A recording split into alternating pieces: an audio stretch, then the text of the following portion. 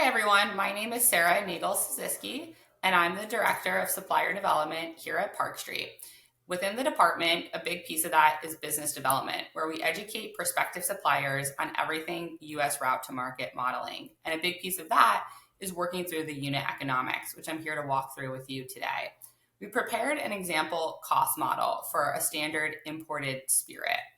Okay, and if we first look at these various assumption drivers, they're important because some of them are industry averages or just things that we've seen over the years across the board that then will affect various inputs and data so that we ultimately can get an idea of what a prospective supplier's margin would look like once in market.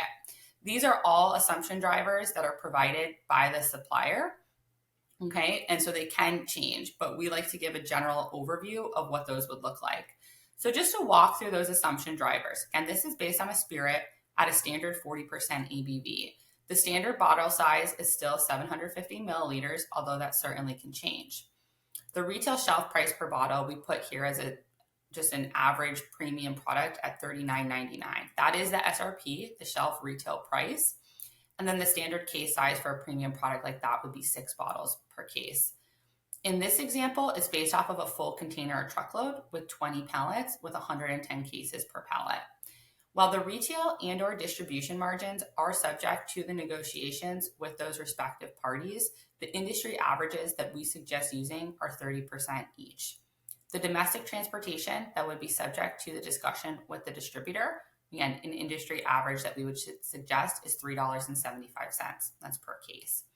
We have the freight in this model as an example to the Park Street, South Florida warehouse. There are 6 different warehouses or the ability to import to any licensed warehouse in any state. This input is set to $5. Again, highest variable cost that we tend to see just because it depends how much product, where it's coming from, going to, and a variety of other factors, which is why we would always look to quote those out at the time of shipment. Customs broker in this model is based off of importation, and that would be at 11 cents per case with about 3 months in storage and a COGS or a cost of goods sold per bottle at $7.50.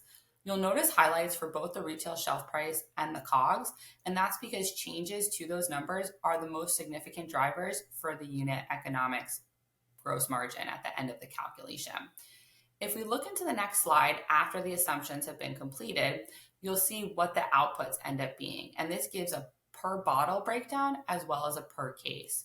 So the idea here being, okay, if we want the consumer to purchase the bottle at $39.99 off the shelf, and we assume that the retailer takes a 30% margin, what does that translate to in dollars term? About $12 per bottle. That means that the invoice price to the retailer needs to be $27.99, which is $39.99 minus $12.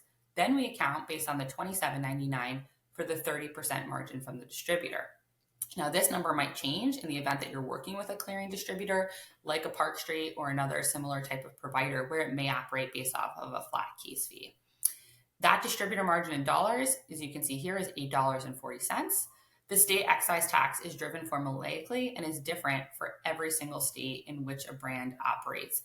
This model, again, is based off of Florida for a spirit on a particular bottle size at 40% ABV, and you can note is $1.29. We then input that domestic transportation we talked about, and to understand what does this now mean for the price to the distributor. So if we take that $27.99, subtract the numbers after it, we get the $17.10 in this example. Okay, then you would look at the Park Street margin rate. In this scenario, it assumes Park Street does both importing and back office solutions. That number would change based on what is being provided.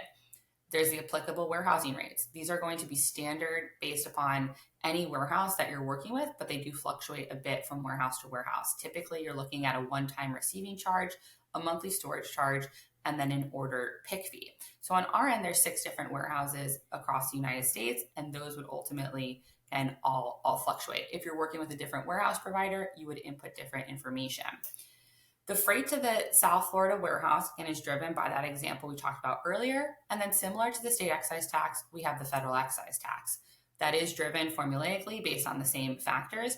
The key here is that you'd want to check as a newer to market product if you're eligible for CBMA. CBMA stands for the Craft, Beverage, and Modernization Act, and it's the ability to pay significantly lower federal excise taxes. This number here would be about a sixth of the original cost should there be CBMA eligibility.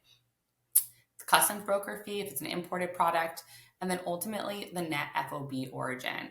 So if we subtract that price to the distributor, all of the following expenses, we get that $13 and change. You input your cost of goods to ultimately get your gross profit, which we would look at as the net FOB origin less the cost of goods. And in this model, you can see what that turns out to in dollars, just shy of $6 with a 44% margin. So these numbers just give a general guidance for what a supplier should look at when they're coming in market. Outside of the Park Street fee, the other third-party expenses are all numbers that one would need to consider whether or not they work with Park Street.